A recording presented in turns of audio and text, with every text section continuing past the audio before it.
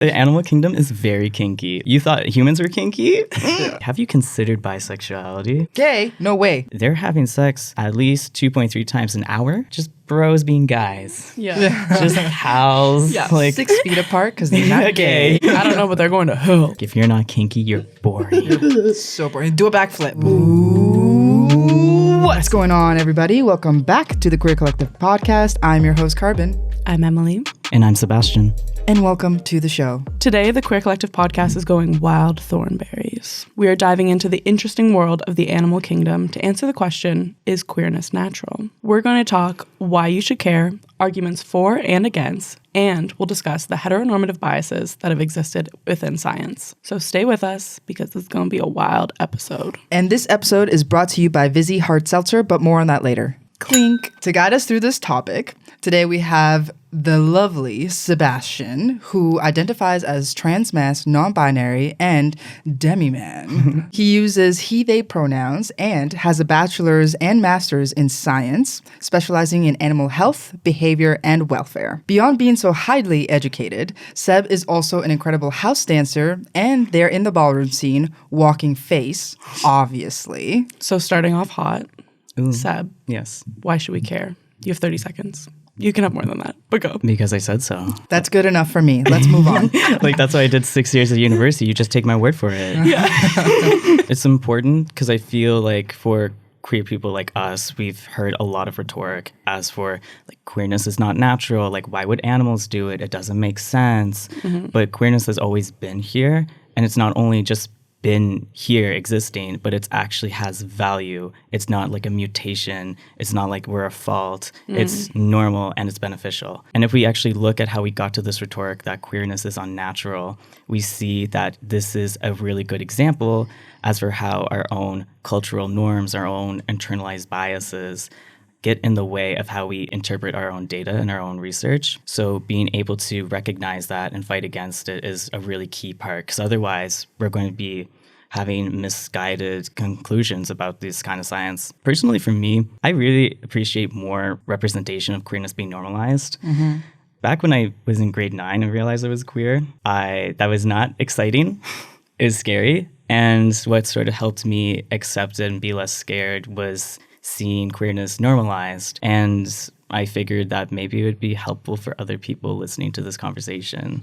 Maybe they would feel the same way as well. One thing I really love that you said is kind of validating the fact that queerness is natural. And I think a lot of people look at sort of even just reproduction as like being the goal. Yeah. And then they see queerness as like there's no way that that could be natural because it doesn't result. I would argue it results in a lot, but It does result in a lot. We're definitely going to get into that. But let's really dive into this discussion of like for or against, is queerness an unnatural passion? What arguments have you seen personally where people are arguing that it is unnatural? I guess A to B logic of, well, animals are supposed to pass on their genes. Isn't that the whole goal? Like, isn't that what Darwin said? So then if you have non-reproductive sex with like the same sex, that doesn't achieve that. Why is this still here? That should be bred out, but it's still here clearly. And it realizes that nature isn't necessarily that black and white. I find that script of like, oh, you just need to pass on the genes, that's it. It feels like it's kind of in a vacuum because it takes away a lot of the other factors, such as what is sex's purpose besides reproduction? Oh, we find out that there's a lot of social reasons why it's still here. And when it comes to queerness, it ties into that a lot because then you have, say, social living animals. Oh, I want to build my relationship with this other conspecific in my group. What better way than, just engaging, in a little blowhole sex like with dolphins? Blowhole sex. The animal. Instead of the glory hole, they have the blowhole. Yeah, okay. They also use that too. The animal kingdom is very kinky. Like, you thought humans were kinky? Like, have you seen bonobos? Take away the overthinking and it gets freakier. Exactly. Yeah. It's like take away like that cultural pressure of like, this isn't good. This is, oh, honey.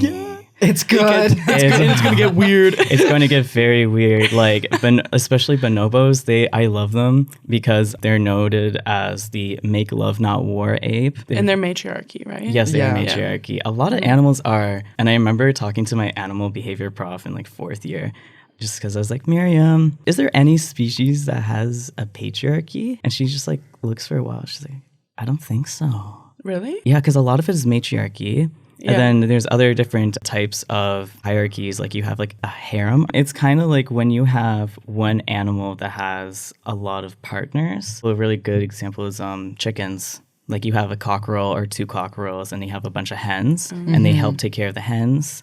So the hens in the evening, because it's scary, they can't really see. Yeah. They go roost in the trees, but then the cockerels, they kind of sleep on the ground, keeping one eye open. Right. Making sure that the hens are all taken care of. That's a system, and then you have a hierarchy within that. Otherwise, like oftentimes it's considered a matriarchy if you have the dominant female, the ones making decisions. So Right. elephants are a really good example of like this old matriarchy who knows where all the waterways are, and she's been around for so long. So everyone kind of depends on her. Everyone follows her, and she knows what's best just because she has so much experience. Question for you though. Yes. Would a group where there's an alpha male be considered a patriarchy, or would that be more so considered like a dictatorship kind of? It's interesting style? the distinction too. I have kind of, my question was around the same way though, Yeah. like making the distinction of like the women are actually making the decisions, because in the, like specifically with elephants is like they have alpha males though, like the really old long tusk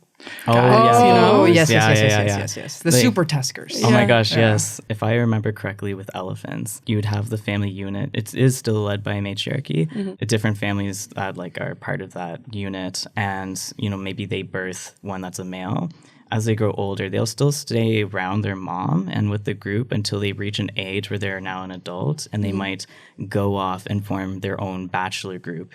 So these ones, for some animals, they're kind of loose, like they'll exist, but then maybe they'll just kind of break apart.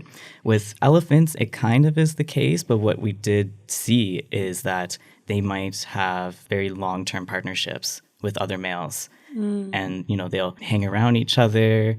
They eat Brotherhood. Yeah, it's like Yeah. it's like brotherhood. It's like, but it's like kissing the homies goodnight kind of brotherhood, where it's like, you know, if you're sick, I'll give you food. Yeah. Soft boys club. Soft boy club. I mean, like, yeah, Yeah. if it's like they often have sex with each other too. So it's like, Do they really? oh yeah. Aw. So it's very much like lifetime companionship, and it just Yeah. happens to also be very queer too. We've reached a point in the past 20 years where today's scientists are a lot more accepting of queerness, and you do see a lot more research on queerness in animals coming out versus in the 1900s. It's just like the lengths people will go to just shove it under the rug. It's like, they must be, it must be dominance. It's like, Well, it also, it just shows the biases that we hold as Yeah. well, where it's like we're more willing to say that it's like a group of friends, or it's like X, Y, and Z. Whereas like if you see male and female animal Yeah. reproducing or doing something together, you're like partnership. So, solve the question once and for all. yes. Do male dogs hump each other for dominance, or are they just horny? I mean, both could be true. If you say is it like my that. dog humping my cousin's dog because he loves him, or because he wants to? I don't know, man. I think my Bruno's dog's really gay. He's gay, and he's kind of kinky a little bit. Oh So my God. I mean, not to say that gay dogs don't exist.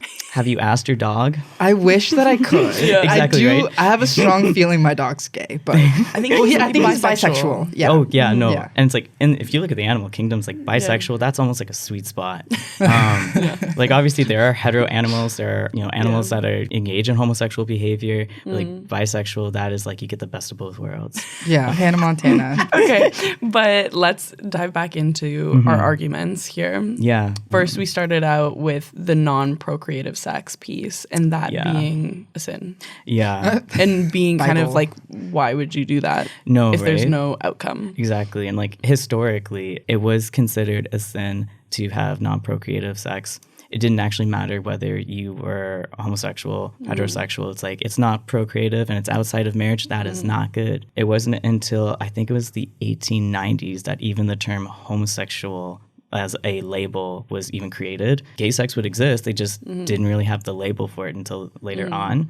but they're just like, no, this cannot be. Grouped the two together where it's like homosexuality is the sin. Sex outside of marriage is the sin. Oh, God forbid you do both. And oh no, double the sin. Ultra sin. Ultra sin. There's a part of me that was like, how far can I go? Jesus died for our sins. So if you don't sin, he died for nothing. Like, that's a fun perspective. I like that. That is good. I'm going to stick with it. Oh my gosh. So are there any other arguments that you see people using against queerness being natural? Yeah, and this is a more modern one, and this is my own opinion. I don't know if other people also agree with this too, but the whole concept of alpha males in terms of people as like both like an internet business culture, etc. It has been shown it's lightly veiled misogyny, just this whole alpha male thing. But I almost want to say it's a package deal where it's almost so much misogyny that they even blow through the homophobia and transphobia too, just by using nature and saying like, men are built to have sex with multiple women and women are built to be submissive to men. And but it's like, if you add the fact that queerness exists, all those arguments are debunked. It's like men are supposed to be attracted to women. Well, what if the guy is gay? We were talking about this before the episode, but I would like to put something out to all of our alpha male listeners, which I think there's plenty probably who listen regularly to the Queer Collective podcast. But what is more manly? What's more alpha male than having sex with another man? Ultimate alpha male behavior. So alpha. Right? And Dude, you can't get more alpha than that. honestly, like, women have cooties, just stick with the men. But like, something that actually drives me up the wall, just as someone who has studied ethology, like the study of animal behavior, is they will use these examples of either animal social hierarchies or behavior and be like, they're the real alpha male. They're so bogus and unfounded. It's their arguments are founded in mystical feelings. I hate this. No shade. Yeah. Like, it's More shade. Yeah. Well, it's like the eagle, the bear. My favorite is the alpha lion. male tiger. Yeah. A solitary animal. Like, Yeah. Or lion. Lion. Multiple mistresses. oh my gosh. And it's like, the thing is, though, lions are famously matriarchy. It's not actually a patriarchy. The lion there is helping out with the kids. The lion is helping be the sperm bank. Like, the lion's helping, but it's like the women are doing so much of the work. They're doing all the work, really. Indeed, yeah. But they like twist it in a way that makes them feel good and supports the argument by being like, yeah, the lion comes in and just like makes all the decisions and gets all the, it's like, male lions have a lot of queer sex too. Ooh. So so then it's like, where does that fit into? Because it's like only women. It's like, I hate to break it to you, this lion likes men more than women. If you like look at some of them, it's frustrating because you're basically using nature and you're using incorrect examples of nature to feed this rhetoric, which is misogynistic. And then the fact that they don't even acknowledge the existence of queer or like intersex animals or everything in that like gray zone. It's very black white and it's harmful. If you're going to use nature and animals as an example, then I feel like you need a holistic approach to that and use all examples, because just picking out one example that doesn't even draw the whole picture of even that animal alone to use for your own rhetoric is kind of insane. Yeah, and it's like, if you're comparing animals to humans, are you comparing apples and oranges? Right. Like, what exactly are you comparing? Are you considering other factors, like the fact that they're not a human? You know, maybe they have a completely different ancestor, like a tiger. Sure, we're both mammals, but is like quite displaced up the tree compared to, say, like, let's go with bonobos or chimpanzees. Those are our two closest ancestors. You see, well, bonobos are a matriarchy, yeah. Chimpanzees, I'm trying to remember if that's still up to debate, because like the whole fact of like alpha male as a term itself is essentially just a position. It's like, if you have a social group, there is most likely they're going to create a hierarchy. And the reason the hierarchy is there is not to feed egos, but it's to basically lessen aggression.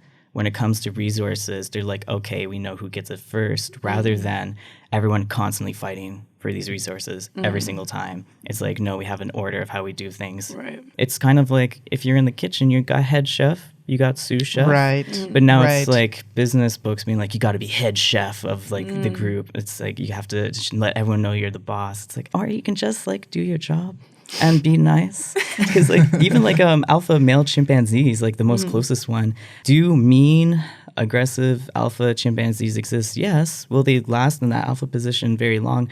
Not exactly, because it's a lot of it is, especially chimpanzees, like a very political animal. A lot of this is like, you got to be liked in your group.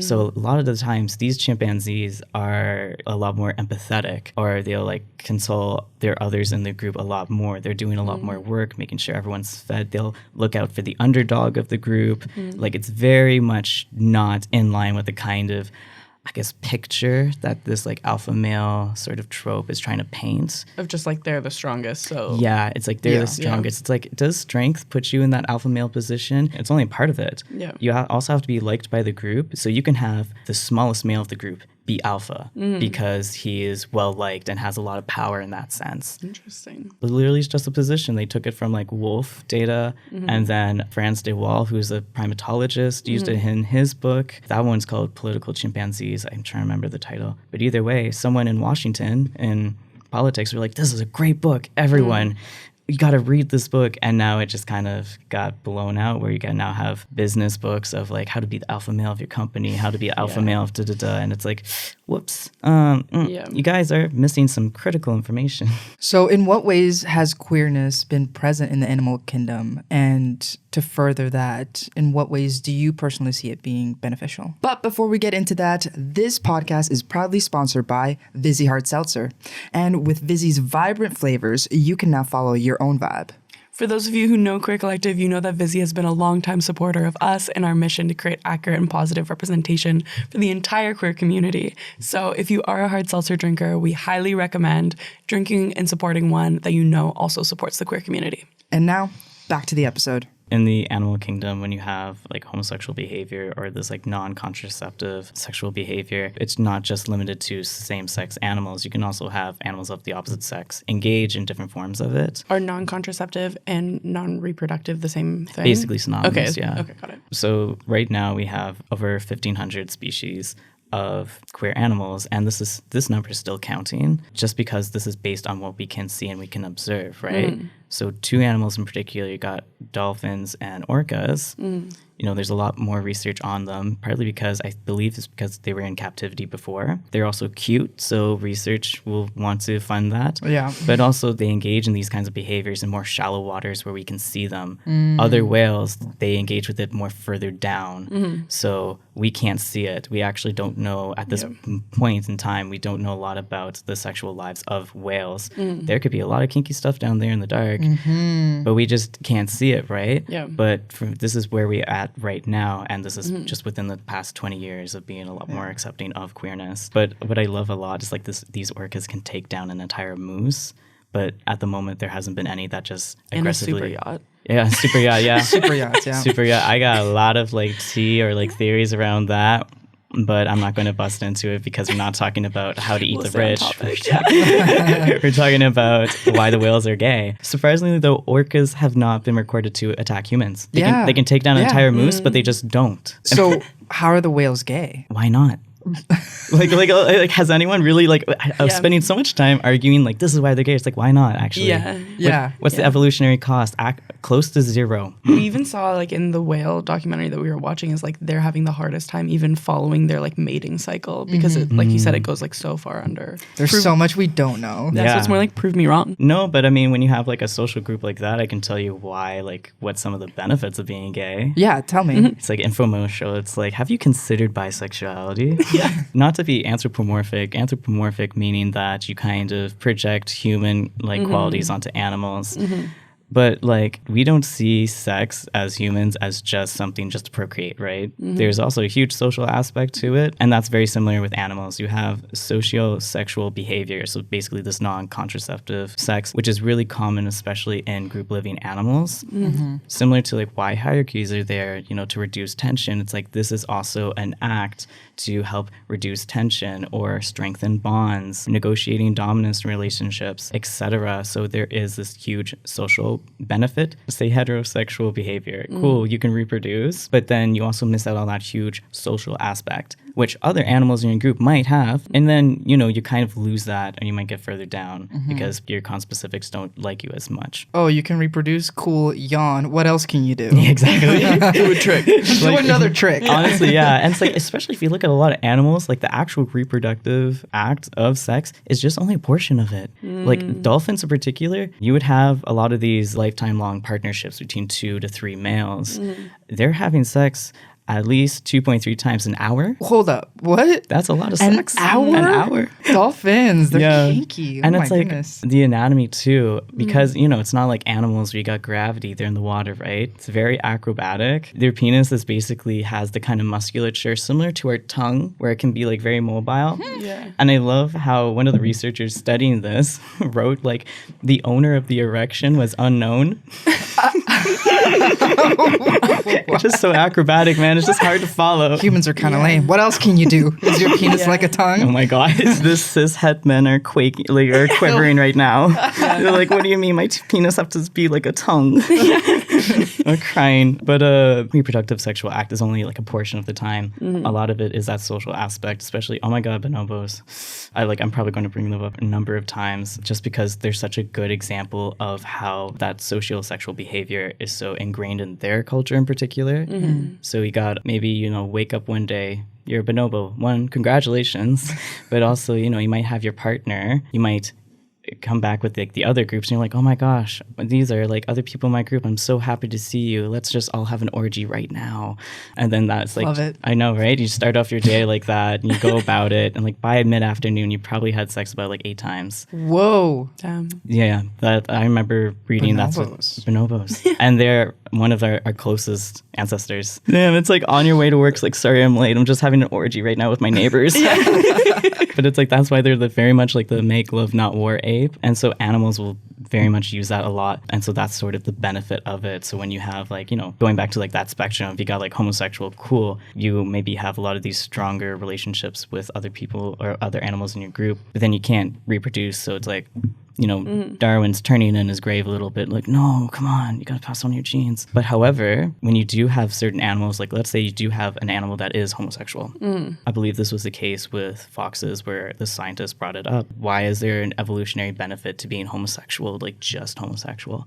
And in this case, when you have a social group, when you have an offspring, that affects the entire group. I mean, just having the offspring itself takes a lot of bodily resources to just create it. And it's not like they have a fresh coat down the road. Like they have to constantly get these resources and that might not be there all the time. So if your body's like, we're having an offspring, it's like, you better have that.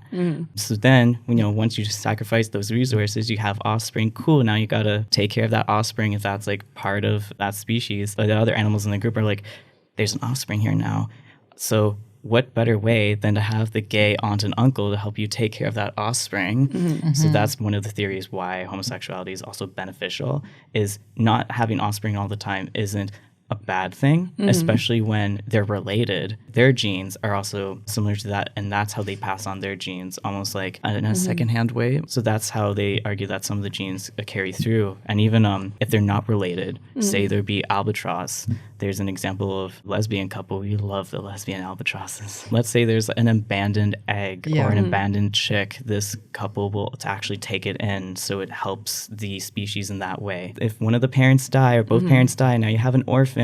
Who's going to take care of it? Yeah. Your neighborhood lesbian albatross couple will come. I feel like I relate to these roles. Right. 100%. I don't want it all the time, but I'm here to help. I'm here to help. Yeah, so it's like let's be real. Animals are figuring it out. If it's still around, it's still around for a reason, and it's like there's a number of benefits to it, basically. And there's a ton of different examples. I mean, we got 1,500 examples as for like why. Another piece I'm wondering, we've been talking a lot about sexuality. Yes. But I'm wondering if there's any variation that we're seeing in terms of like actual like sex in terms of animals. Like, is there anything that's like a little bit like trans? Oh my gosh, happening? Yeah. Is there trans animals? So it's good to note that if we're talking about sex, not so much the act, but like what per se like your like Sexual your, organs are. Yeah, your organs. It can also include your chromosomes, your hormones, etc. There's a significant number of animals that are hermaphrodite, or like whether that's simultaneous hermaphroditism or sequential hermaphroditism. Also a note because we used to use hermaphrodite for humans. This is a slur now. Not only that, it also just incorrect to be an hermaphrodite. Basically, yeah, like the two sex cells, whether you have sperm or pollen if you're a plant, or ova, or like egg. I love ova. The word is so cute. That's really cute. Yeah, so whether you produce sperm or ova, if you're a hermaphrodite, both of those you can produce and they're both functional. Humans, that has not been recorded yet. Some intersex people might only have one that's functional or they might be sterile, so it doesn't even apply to humans properly. In terms of like, let's say just like the wild world of sex, it's very taxa or like species dependent, but you would have the case of like, oh, male or female, but are you like male as in one of these three types of males, or are you female like this? One of them is say like white-tailed deer, right? You would have these herds that are separated by sex. So you got the female, you got the male, and then you got the third, which is considered velvet horns.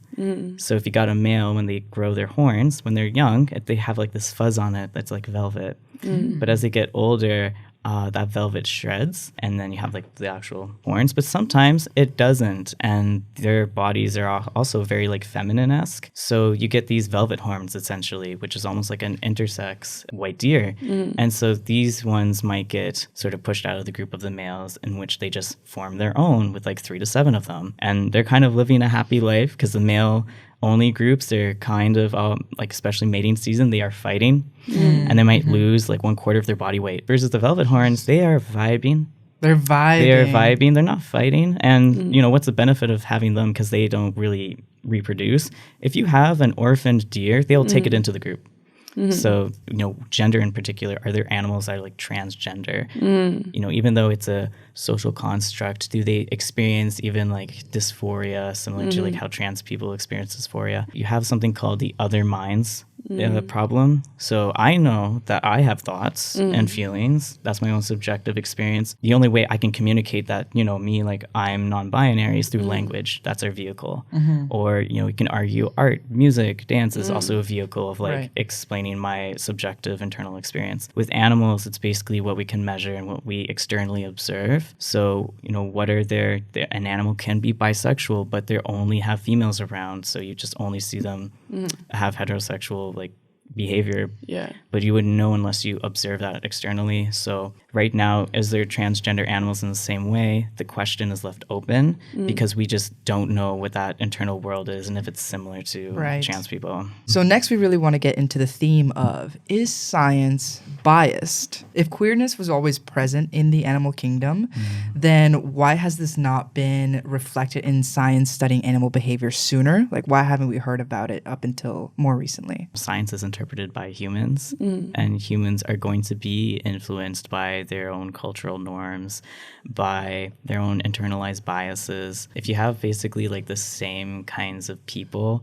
maybe if you go back where like, you know, science in like the 1900s when all this is starting, there's a lot of cis het white men who are the ones who are speaking on behalf of the animals, who are writing this and recording this. In order to say like queerness in the animal kingdom exists, you would have to then acknowledge that queerness exists. Right. And at that time, no one wanted to do that, or if they did, which there is one scientist who did, he was basically ridiculed by his colleagues. That could be career ending. Right. That's what you're known for. A lot of people then has this hesitation to want to say like, oh, these queer animals exist. If you have a scientific conclusion that is in line with your cultural norms, people are less likely to question it. Right. So that's sort of a way of how you can have these misguided conclusions that go on for so long until... because they're like, that makes sense. It already is in line with like what we're believing. Right. But if you're saying something that's in opposition to it, you're going to need a lot more evidence. Exactly, right. A good example of how we got these biases just absolutely in the way of like actually understanding this data. We got doodle beetle. It was back in like the 1900s. I want to say like 1836 maybe.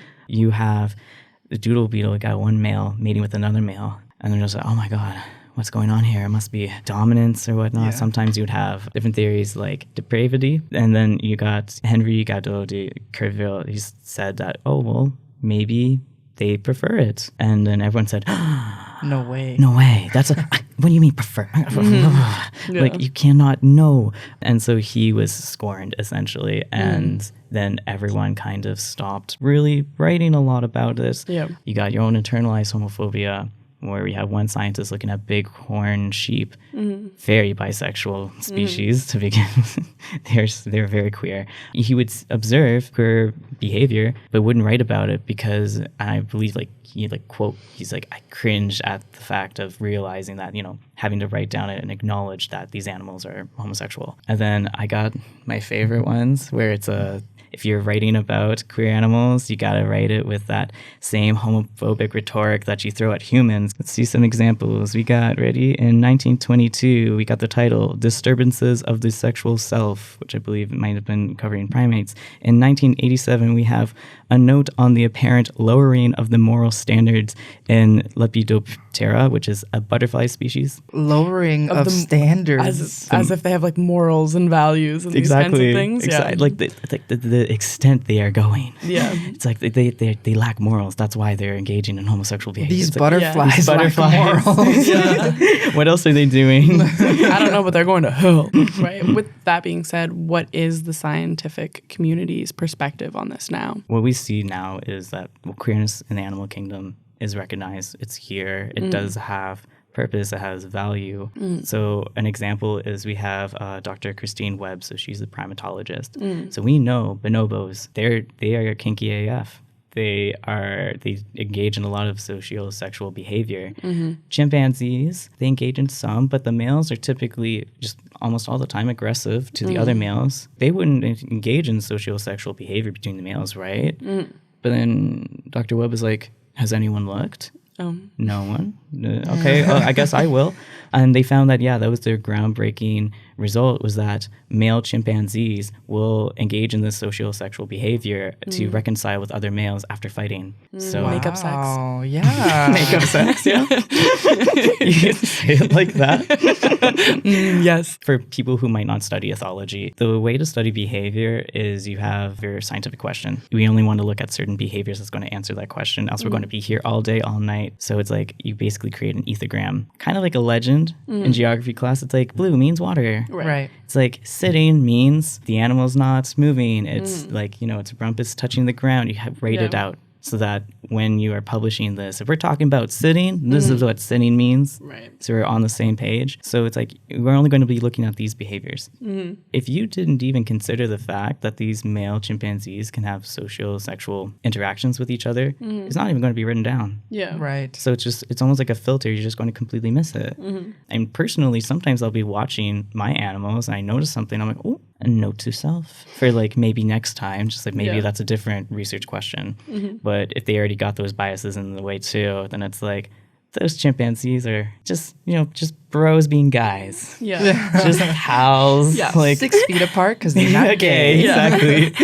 But it's very much sort of like, and they were roommates. Do we Right. still see that happening in research going on now, or it's like very much changed? It's very much changed now. Yeah, it's a lot more accepted. I certainly haven't seen it. So our last question for you is really kind of like, if this is your thesis, this whole podcast, now we're into the conclusion. What do you want our listeners to take away from this? What Dr. Karen Wilkinson mentioned, which is like diversity helps fight against the status quo. So having more diverse perspectives in STEM helps pointing out things that other people might not, just because they have different experiences. Yeah. STEM needs y'all. Follow your STEM dreams. We need y'all.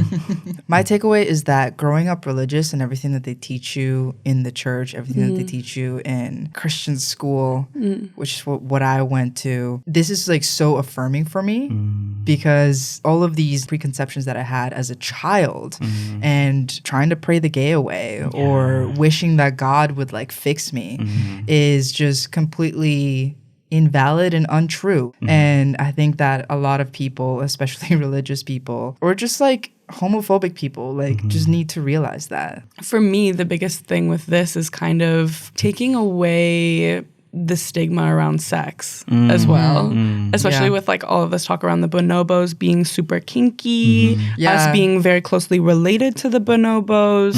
I relate to them. stigma around sex, stigma around polyamory, the group dynamic. Yeah, and I think kind of showing that there's examples of animals enjoying all different kinds of dynamics, and all of them are valid. If you're asexual, that's totally valid, but also like showing that there's super freaky, kinky animals too. And it's like all of these things along the spectrum are all valid and totally normal, and you can stop judging me now. There's animals that are very kinky. There's also like that too. There are also these asexual animals. I don't want the asexuals to feel left out. They also exist too. Does anyone have anything else to say before we close? Hello, not to do another advertisement, but if you're watching this and you've been eyeing this that I've been wearing, I have good news because I actually handmade it. Oh. And like the marble bits, I made it myself, and I'm going to be selling this in March. But in the meantime, if you want to be up to date, you can follow me on the Instagram at Squishy Mango Boy. One word. Get your beads by Seb. Thank you so much, Seb, for being here with us. I had such a fun time learning with you, and I hope our listeners also enjoyed. So that's everything that we have for you today. And if you want to dive deeper into the history of transness or the history of lesbians, make sure to click these videos right over here, and they're also in the description down below. If you like the video, make sure to hit subscribe and the like button. And if you're listening on your favorite podcast app, make sure to give us a 5-star review because it really does help the podcast out. That's everything we got for you today, and until next time, peace.